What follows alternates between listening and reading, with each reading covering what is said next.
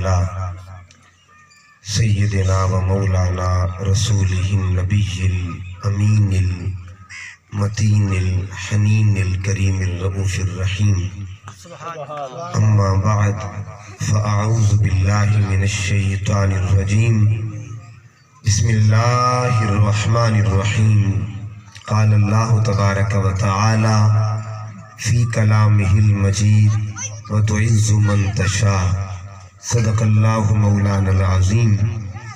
إن الله وملائكته يصلون على النبي يا أيها الذين آمنوا صلوا عليه وسلموا تسليما.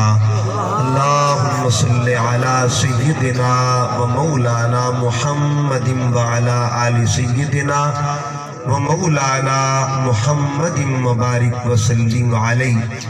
الصلاة والسلام علیک یا سیدی یا رسول اللہ وعلا آلک و اصحابک یا سیدی یا حبیب اللہ. نہایت واجب الاحترام سادات کرام، عزت مآب پیر سید محمد عابد حسین شاہ صاحب، عزت مآب پیر سید محمد سجاد حسین شاہ صاحب اور محترم علامہ صاحب، جملہ عشاقان مصطفیٰ، غلامان مصطفیٰ، سامعین و حاضرین، اللہ رب العزت کا کروڑہا مرتبہ احسان عظیم ہے جس کی توفیق خاص کے ساتھ اس بابرکت محفل پاک میں حاضر ہیں. دعا کیجئے رب کائنات ہم سب کا حاضر ہونا اپنی بارگاہ میں قبول فرمائے. ہماری حاضری کو اللہ تعالی ہم سب کے لیے برکت کا ذریعہ بنا دے. جن احباب نے، جن بزرگوں نے، جن جوانوں نے اور گھر کے افراد نے اس پاکیزہ محفل کا اہتمام کیا ہے، اللہ پاک ان کی اس کاوش کو قبول فرما کر ان کے گھر میں خیر و برکت کا نزول فرمائے. میں نے آپ کے سامنے قرآن مجید کا پارہ نمبر 3 ہے اور سورت کا نمبر بھی 3 ہے. پارہ بھی تیسرا ہے اور سورت بھی تیسری ہے. اس سورت کو سورہ آل عمران کہتے ہیں. اس سورہ مبارکہ میں سے ایک آیت کا حصہ تلاوت کیا ہے. یہ تیسری سورہ مبارکہ ہے. یہ اللہ پاک نے ایک خاندان کے نام پہ سورت رکھی. آل کہتے ہیں گھرانے کو، خاندان کو، اور آل عمران کا معنی ہے عمران کا خاندان، عمران کا گھرانہ، عمران کی فیملی. یہ وہ حضرت عمران ہے جن کا تعلق حضرت مریم علیہ السلام، جو ذات طیبہ ان کی تھی، ان کے بابا جان کو عمران کہتے ہیں. اللہ پاک نے اس خاندان کے نام پہ سورت قرآن پاک کی بنائی. اور قرآن مجید کو اگر دیکھیں، اللہ قرآن میں خاندانوں کا ذکر بھی کرتا ہے. بات خاندان پہ آ گئی، اللہ قرآن میں خاندانوں کا ذکر کرتا ہے. مثلا آپ سورہ بقرہ پڑھیے، دوسرا پارہ جہاں پہ مکمل ہوتا ہے، آخری صفحہ دوسرے پارے کا، اس میں آپ کو ایک ذکر ملے گا تابوت سکینہ کا. ایک صندوق کا ذکر ملے گا، ایسا صندوق جس کا تعلق عہد کلیم کے ساتھ، حضرت موسیٰ علیہ السلام کے دور کا صندوق ہے، مگر اللہ اس کا ذکر قیامت تک زندہ رکھے ہوئے. اس صندوق کا تعارف اللہ قرآن میں فرماتا ہے. صندوق جو تھا اس کا معاملہ اور تعارف کیا تھا؟ فرمایا فیہ بقیۃ مما ترک آل موسیٰ و آل ہارون. اس صندوق میں ترکہ تھا. ترکہ آپ سب کو جانتے ہیں ترکہ کس کو کہتے ہیں. اس صندوق میں ترکہ تھا. کس کا ترکہ تھا؟ 2 خاندانوں کا ترکہ تھا. ایک خاندان کو آل موسیٰ کہتے ہیں، ایک خاندان کو آل ہارون کہتے ہیں. تو ذہن میں آل کی بات اور خاندان کی میں بات کر رہا ہوں. اللہ نے آل موسیٰ کا ذکر بھی قرآن میں کیا ہے، آل ہارون کا ذکر بھی قرآن میں کیا ہے. ایک مقام اور، وہ بھی سورہ آل عمران کا حصہ ہے. اللہ فرماتا ہے ان اللہ اصطفیٰ آدم و نوح و آل ابراہیم و آل عمران علی العالمین. اللہ تعالیٰ بندوں میں سے بندوں کو چن لیتا ہے اور خاندانوں میں سے خاندانوں کو بھی چن لیتا ہے. یعنی اللہ کی نگاہ میں نہ بندے برابر ہوتے ہیں نہ خاندان اللہ بندوں کو بھی چنتا ہے، اللہ خاندانوں کو بھی چنتا ہے. ان اللہ اصطفیٰ، اللہ چنتا ہے. تو اس کا مطلب یہ ہوا اللہ چنتا ہے بندوں میں سے بندوں کو اور خاندانوں میں سے خاندانوں کو. تو یہ آیت کریمہ دو نکھیڑے کر رہی ہے کہ نہ اس کی نگاہ میں بندے برابر ہے، نہ اس کی نگاہ میں خاندان برابر ہے. اب یہاں تک میں نے 4 خاندانوں کا نام لیا، ٹھیک ہے جی. ایک تھا آل موسیٰ، آل ہارون، آل عمران اور آل ابراہیم. چاروں کا نام قرآن میں موجود ہے. لیکن جب آپ نمازیں پڑھتے ہیں اللہ نمازوں میں 4 خاندانوں کا ذکر نہیں کرواتا، ٹھیک ہے جی. نماز میں اللہ 2 کا ذکر کرواتا ہے.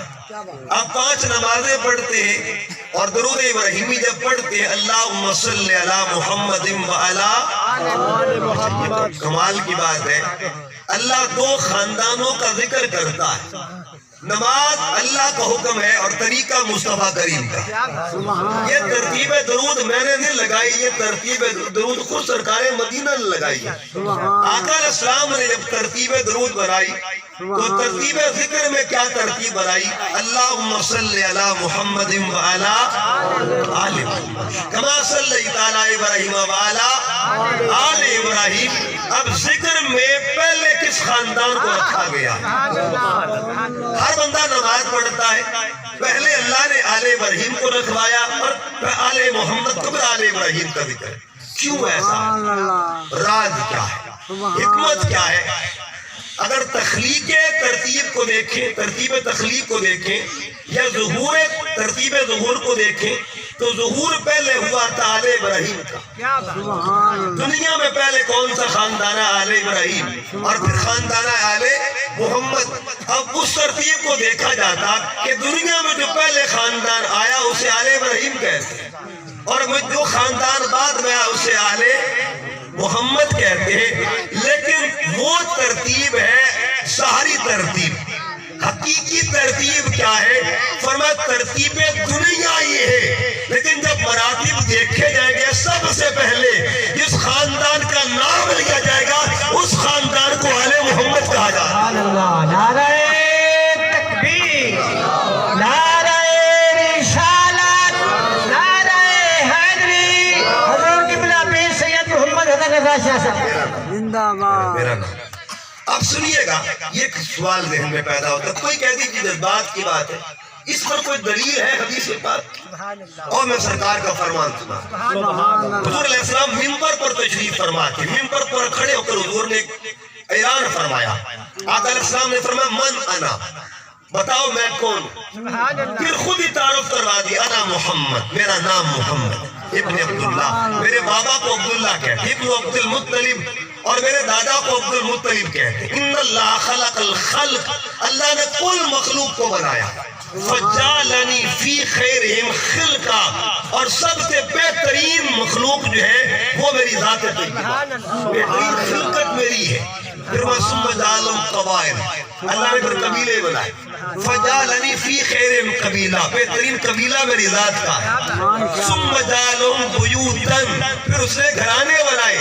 فجعلنی فی خیرہم بیتا، اور سب سے افضل گھرانہ اگر کوئی بنایا ہے اسے گھرانے محمد مصطفیٰ کہا جاتا، گھرانے مصطفیٰ کہتے. اب یہاں تک ترتیب پتہ چل گیا کہ 4 خاندانوں کا ذکر قرآن میں، 2 خاندانوں کا نام نماز. ٹھیک ہے جی، 2 خاندانوں کا نام نماز میں. تو قرآن میں کتنوں کا نام آیا؟ 4 کا. نماز میں کتنوں کا نام آیا؟ 2 کا. آگے اور چلتا، اس سے بھی ایک اگلا درجہ ہے. ٹھیک ہے جی، ایک درجے کو درجہ مذکوریت کہتے ہیں. ذکر 4 ہوئے، ایک درجے کو درجہ مقبولیت کہا جاتا ہے. مقبول 2 ہوئے. اب ان دونوں میں سے ایک خاندان کو پھر اعلیٰ خاندان بنایا. بڑی سورہ شورا اللہ پاک فرماتا ہے قل لا اسألکم علیہ اجرا الا المودۃ فی القربى. گھرانے بڑوں کا ذکر ہوا اور پھر 2 کا ذکر اللہ نے نماز میں رکھا. لیکن جب وجوب محبت کی بات آئی، فرضیت محبت کی بات آئی، ایک کا اعلان کر دیا. ایک گھرانہ ایسا بھی ہے جس کی محبت کو اللہ نے فرض قرار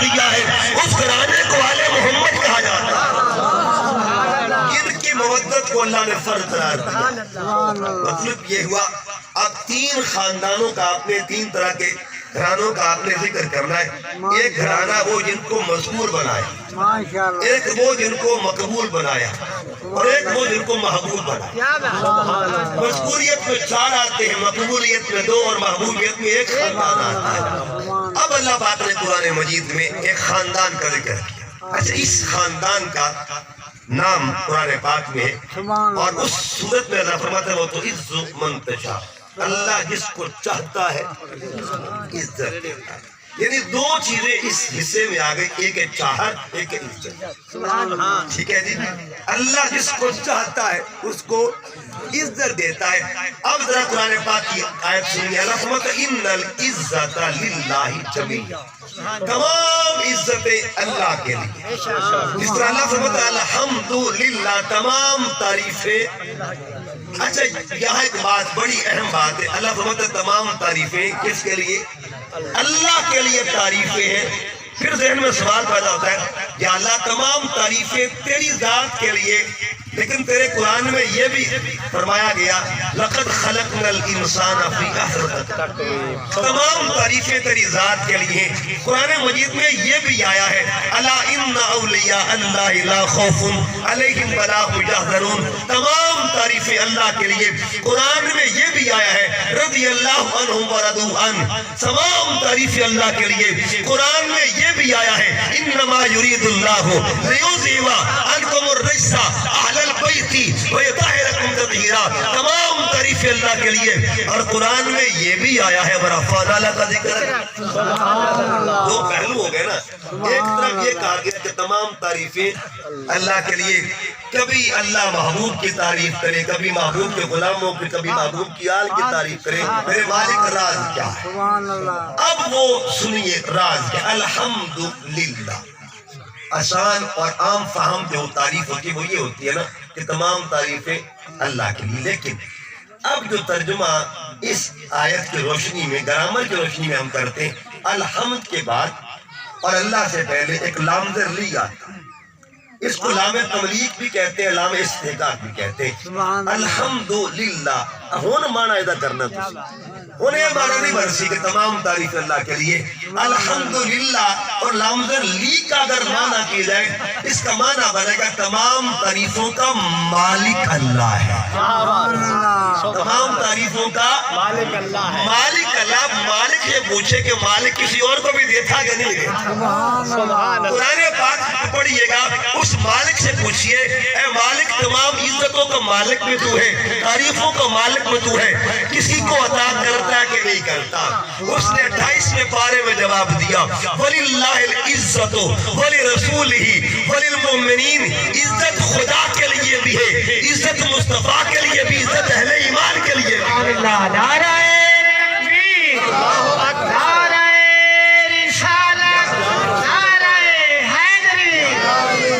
قرآن مجید کا 6واں پارہ پڑھیے, 3 چیزوں کا ذکر, کیونکہ بات 3رے پارے کی, 3ری آیت سورت کی, اور بات بھی 3 کی ہو. اب آگے سنیے 6واں پارہ سورہ مائدہ آیت نمبر 55, 2 بار 5 آتا ہے وہاں پہ. فَإِنَّمَا وَلِيُّكُمُ اللَّهُ وَرَسُولُهُ وَالَّذِينَ آمَنُوا, تمہارا ولی اللہ ہے, تمہارا ولی اس کا رسول ہے, اور تمہارا ولی وہ مومن بھی ہے.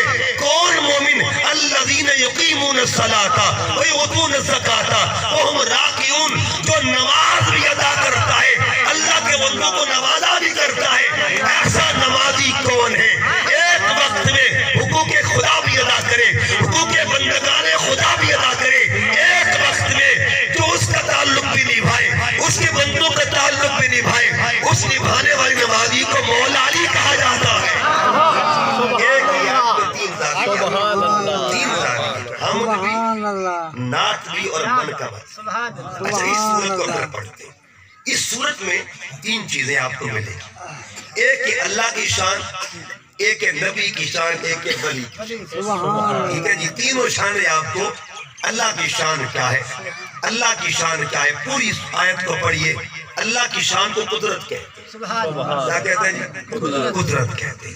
قل اللہم مالک الملک تؤتی الملک من تشاء وتنزع الملک ممن تشاء وتعز من تشاء وتذل من تشاء بیدک الخیر انک علی کل شیء قدیر.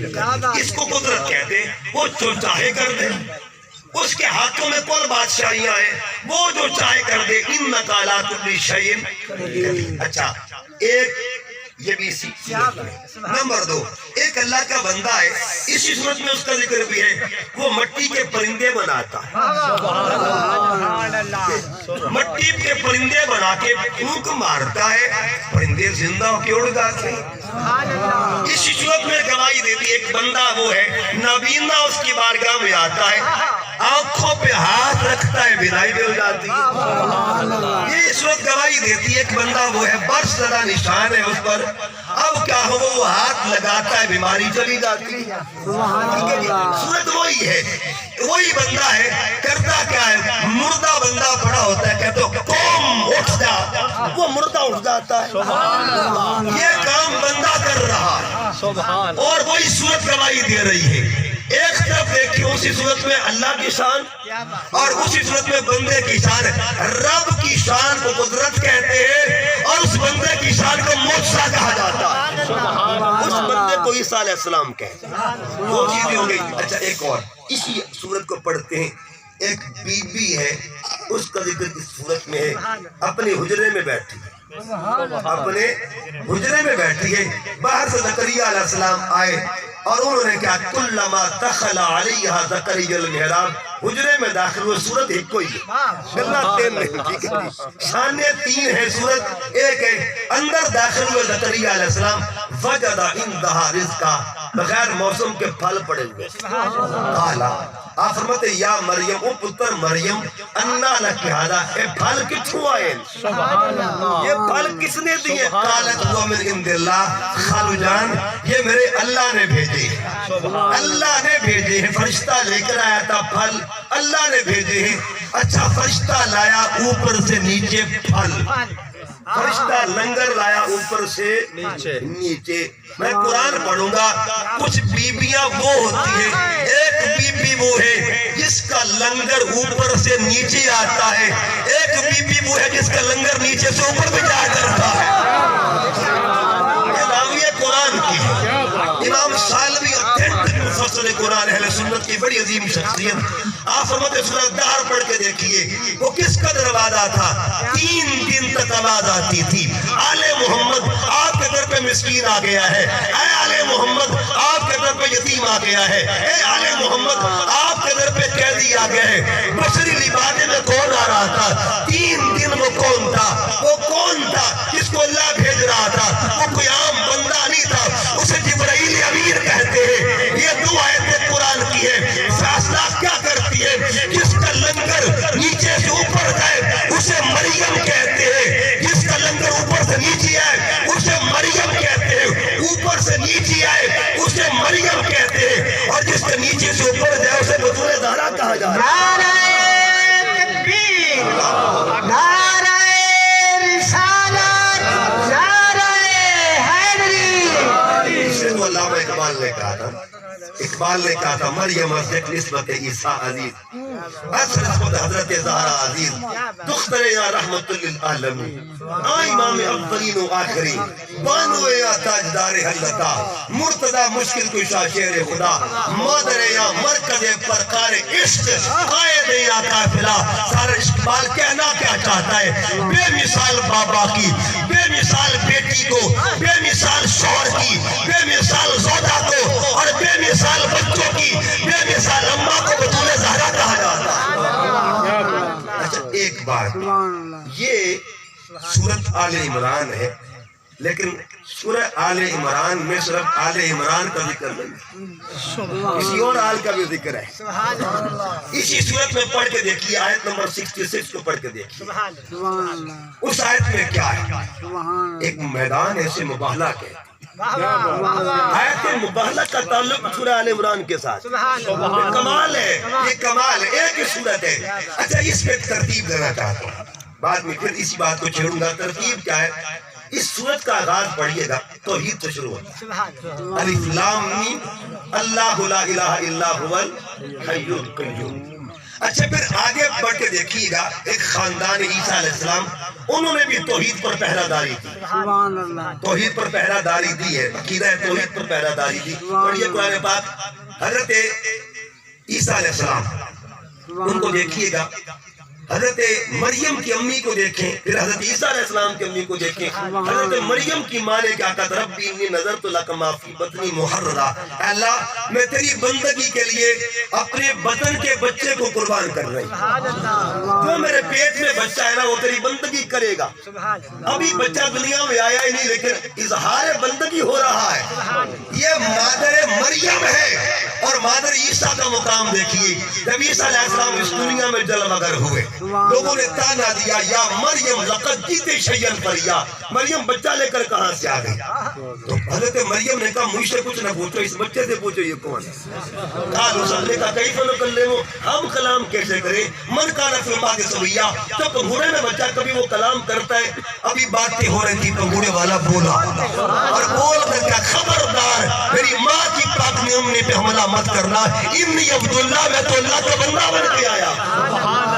اس کا مطلب یہ ہوا ادھر ایک صورت میں اللہ کی توحید کا ذکر، آغاز بھی ذکر توحید کے ساتھ، پھر خاندان عیسیٰ نے بھی ذکر توحید کو عام کیا. اب ایک ہے عقیدہ توحید کو عام کرنا، ایک عقیدہ توحید کا تحفظ کرنا. مدینہ پاک میں عیسائیوں کا وفد آتا، معاملہ عقیدہ توحید کا تھا، معاملہ عقیدہ توحید کا تھا، ناموس توحید کا معاملہ ہے. وفد آتا ہے، انہوں نے آ کے رسول پاک سے کہا عیسیٰ علیہ السلام اللہ کے بیٹے. آپ نے پوچھا دلیل تمہارے پاس کیا ہے؟ کہہ لگے بغیر باپ کے پیدا ہوئے. میرے کریم آقا مسکرا پڑے، اگر بغیر باپ کے پیدا ہونے پر تم ان کو شریک خدا بنا رہے ہو تو بتاؤ آدم علیہ السلام کے بارے میں کیا خیال ہے؟ تو ان کی تو اماں تھی، ان کی تو ماں بھی نہیں تھی، بابا بھی نہیں تھا. جب یہ بات ہوئی نا تو عیسائی جو تھے لاجواب ہو گئے، لیکن ہٹ دھرمی ہوتی ہے، ضد اڑ گئے. اب اللہ پاک رحمت حبیب ایسے نہیں مانے، اب ان کو چلتی پھرتی دلیلیں پیش کرو اور ان کو فرما دیجئے تعالو آجو میدان میں، ندو ابنانا، ہم اپنے بیٹوں کو لے کے آتے ہیں، فابناکم، تم اپنے بیٹوں کو لاؤ، ونساءنا، ہم اپنی عورتوں کو لاتے ہیں، ونساکم، تم اپنی عورتوں کو لاؤ، وانفسنا، ہم اپنی جانوں کو لے کے آتے ہیں، ہم اپنی جانوں کو لے کے آتے ہیں. ایک بات بڑی خوبصورت بات ہے قرآن مجید، اللہ پاک سورہ احزاب میں فرماتا ہے النبی اولا بالمؤمنین من انفسہم، کہ بے شک نبی پاک مومنوں کی جانوں سے بھی قریب ہے. اللہ کا نبی ہماری جانوں سے بھی قریب ہے. دیکھیے ہماری جان اتنی قریب نہیں ہے جتنا مصطفیٰ قریب ہے. النبی اولا، مومنوں کے لیے اولا کہا. اب قریب ہونے کے 3 درجے ہوتے ہیں. پہلے درجے کو ولی کہتے ہیں، دوسرے کو اولا کہتے ہیں، اور سب سے اونچے درجے کو مولا کہا جاتا ہے. ولی قریب ہونے والا، اولا بہت قریب ہونے والا، مولا جہاں قرب کی انتہا ہو جائے اس مقام کو مولا کہا جاتا ہے. النبی اولا بالمؤمنین من انفسہم، مومنوں کی جانوں سے بھی قریب. اچھا میری جان میرے قریب، علامہ صاحب کی جان ان کے قریب، شاہ صاحب کی جان ان کے قریب، ہر ایک کی جان اس کے قریب ہے. لیکن قرآن سے پوچھے مصطفیٰ کی جان کون ہے؟ حضور کی جان کون ہے؟ مباہلے کے میدان میں مصطفیٰ کی جان پر کون کون آیا تھا؟ قرآن جواب دیتا ہے، تفسیریں گواہی دیتی ہے، نساءنا و نساءکم وانفسنا و انفسکم. جب جان مصطفیٰ کی باری گئی میدان میں آنے والے کو علی کہا جاتا ہے. میدان میں آنے والی ذات کو ذات علی کہتے ہیں. عرض کرنے کا مقصد ایک ہی صورت میں پڑھ رہا ہوں، صورت سے میں باہر نکلا نہیں ہے. اب دیکھیے ترتیب کیا بنی. آگے مباہلے کا میدان ہے، ترتیب طہارت بھی ہے، ترتیب عصمت بھی ہے، ترتیب نور بھی. آگے کون ہے، پیچھے کون ہے، دائیں کون ہے اور بائیں کون. آگے نبیوں کا سردار، پیچھے ولیوں کا سردار، دائیں بائیں جنت کے جوانوں کا سردار. اچھا سرداریاں جمع ہو گئی ہیں، میدان ہے کہ سرداریاں جمع ہو. آگے نبیوں کا سردار، پیچھے ولیوں کا سردار، دائیں بائیں جنت کے جوانوں کا سردار. ان کے پردے میں کون کھڑا ہوا ہے؟ نبوت کا پردہ ہے، ہدایت کا پردہ ہے، شہادت کا پردہ ہے، شہادت کا پردہ ہے. آگے نبوت، پیچھے ولایت، ادھر شہادت ہے، ادھر شہادت ہے. ان کے پردوں میں کون کھڑا ہوا ہے؟ ان چار پردوں میں کھڑے ہونے والی وجود کو سیدہ بطول زہرا کہا جاتا ہے. نعرہ تکبیر، نعرہ رسالت، نعرہ حیدری. عرض کرنے کا مقصد کیا ہے؟ ایک ہی آل عمران نے بتا دی آل محمد کیا. کیا کمال صورت آل عمران کی ہے. عظمت آل مصطفیٰ کی بیان ہو رہی ہے، عظمت آل مصطفیٰ کی بیان ہو رہی. اور یہ بھی پیغام دے دیا آل عمران کی تعریف مکمل ہوتی تب ہے جب آل محمد کی تعریف شامل ہوگی، اس کے اندر آل محمد مصطفیٰ کی تعریف شامل ہوگی. تو یہ تین زاویے ایک ہی صورت میں، بس 5-7 منٹ بات ختم کرنے لگا ہوں. اسی صورت میں اللہ پاک نے اور چیزیں میں رکھی، اور ان کو دیکھیے گا قرآن مجید میں اللہ پاک نے ایک مقام پہ تین زاویہ رکھے.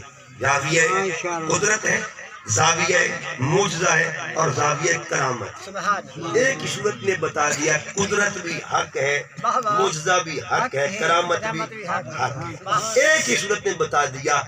اچھا ایک بات اسی صورت میں اللہ پاک نے اور شان بھی بیان. اس صورت کو دیکھیے، اللہ نے شان صدق کا ذکر کیا. اسی صورت کے اندر شان صدق کا ذکر کیا.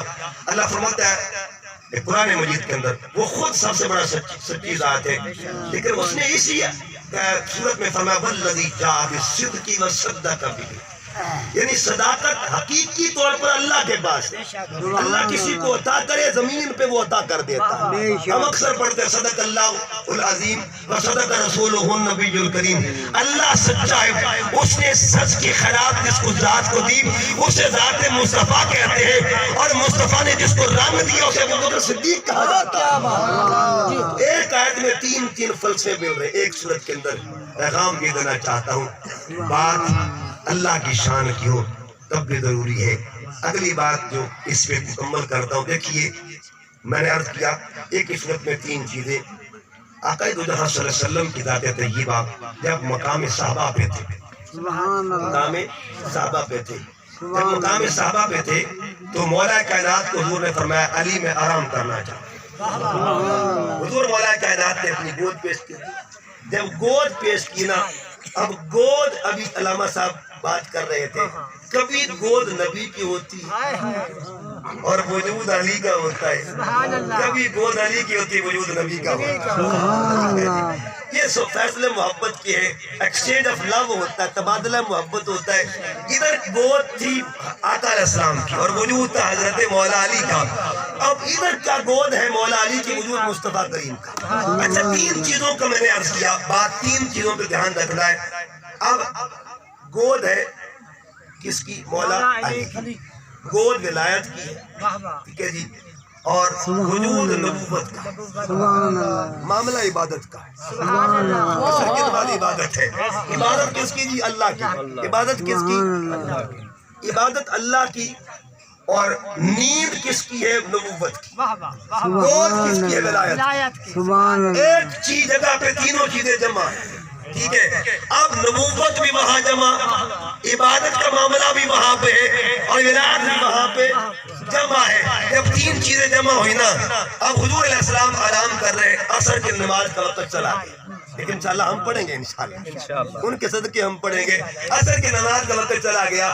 اب مولا کائنات پریشان ہوئے، آقا بیدار ہوئے. حضور نے پوچھا علی خیر تو ہے، نماز قضا پڑھنی ہے یا ادا پڑھنی؟ میرے مرشد گرامی جن کا مزار کمالیہ میں ٹی سیدہ والی میرے دادا جان بھی تھے، جب اللہ کا ذکر کرتے تھے ان کے آداب بکھر جایا کرتے. سر ایک طرف ہو جاتا تھا، پیر ایک طرف ہو جاتا تھا، ہاتھ ایک طرف لوگ سمجھتے پیر صاحب نے کوئی مار کے چلا گیا، قتل کر کے چلا گیا، لیکن بعد میں بیٹھے ہوتے تھے اللہ کا ذکر کر رہے۔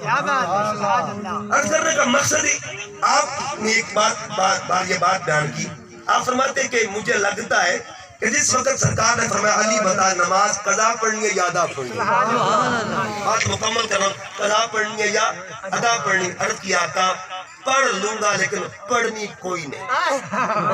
میرے مرشد گرامی یہ وجدان کی بات کرتے تھے، پڑھ لوں گا لیکن پڑھنی۔ اگلی حقیقت کیا بیان کرتے تھے؟ کہتے اگر پڑھ لیتے تو خیر تھی، کوئی نہیں، حضور کی نیت پہ باری تھی، مگر پڑھنی نہیں۔ پڑھنی کیوں نہیں؟ اس لیے آقا معاملہ علی کی ذات کا نہیں، معاملہ آپ کی ناموس کا ہے۔ کل کوئی بدبخت اٹھ کے یہ کہہ دے کہ نبی کی نیند کی وجہ سے علی کی نماز رہ گئی تھی، آقا اپنی ذات پر تو برداشت سے کر سکتا ہوں، ناموس محمد پہ کوئی حملہ کرے علی یہ برداشت نہیں کر سکتا، علی یہ برداشت نہیں کر سکتا۔ اس لیے حضور میری خاطر نہیں، اپنی ناموس کے لیے ذرا سورج ہٹا دیا، سورج پلٹا، اور قرآن پاک کو پڑھیے، سورج 3 حوالوں سے پلٹتا ہے، سورج پہ کنٹرول کس کا؟ شمس تجری لمستقر لہا ذالک تقدیر العزیز العلیم۔ سورج پلٹا کب پلٹا؟ جب اللہ کی تقدیر ہوتی ہے، اللہ اس تقدیر کے مطابق کو چلاتا ہے، اس کو طلوع کرتا ہے، غروب کرتا ہے۔ نمبر 2 کب پلٹا؟ حضور نے ہاتھ اٹھائے، ٹھیک ہے جی، کنٹرول سورج پہ کس کا ہے جی؟ اللہ کا۔ ہاتھ کس کے اٹھے اور نماز کس کی رہتی؟ 3 زاویے آ گئے نا، کنٹرول اللہ کا، ہاتھ مصطفیٰ کے اٹھے، اور نماز کس کی ہے؟ علی کی۔ اب آقا نے ہاتھ اٹھائے اور دعا کی، اللہم ان علیٰ فی طاعتک، ربا سنیا علی تیری نوکری کر رہا تھا، نماز پڑھنا رب کی نوکری، نماز چھوڑنا رب کی نوکری۔ یہ میں حدیث پڑھ رہا ہوں، اللہم ان علیٰ فی طاعتک وطاعت رسولک۔ قرآن پاک بھی گواہی دیتا ہے، من یطع الرسول فقد اطاع اللہ، جو محمد کی نوکری کرتا ہے وہ اللہ کی نوکری کرتا ہے۔ مولا سورج پلٹا دی، سورج شام کو غروب ہوتا ہے، جا کے سجدہ کرتا ہے۔ جملے آخری ہیں، راحت لیجئے، میرے آقا فرماتے تو سورج واپس آ جا، سورج واپس آ جا۔ اس لیے تیرا سجدہ بھی ضروری ہے، لیکن کسی کا رہتا ہے، کسی کا بھی رہتا ہے۔ یہ نظام کیا تھا؟ جس کے سجدے کے لیے سورج اپنا سجدہ قربان کر دے، اس ساجد کو مولا علی کہا جاتا ہے۔ اس لیے وہ بھی نماز عصر کی تھی، اور اب بھی نماز عصر کا وقت ہے۔ عصر میں بھی حرف 3 ہے، علی میں بھی حرف 3 ہے، اور بات بھی 3 کی ہو رہی ہے۔ اللہ پاک کبھی موقع ملا اس بات کو آگے بڑھائیں گے۔ اللہ تعالیٰ کی بارگاہ میں دعا کرتے ہیں۔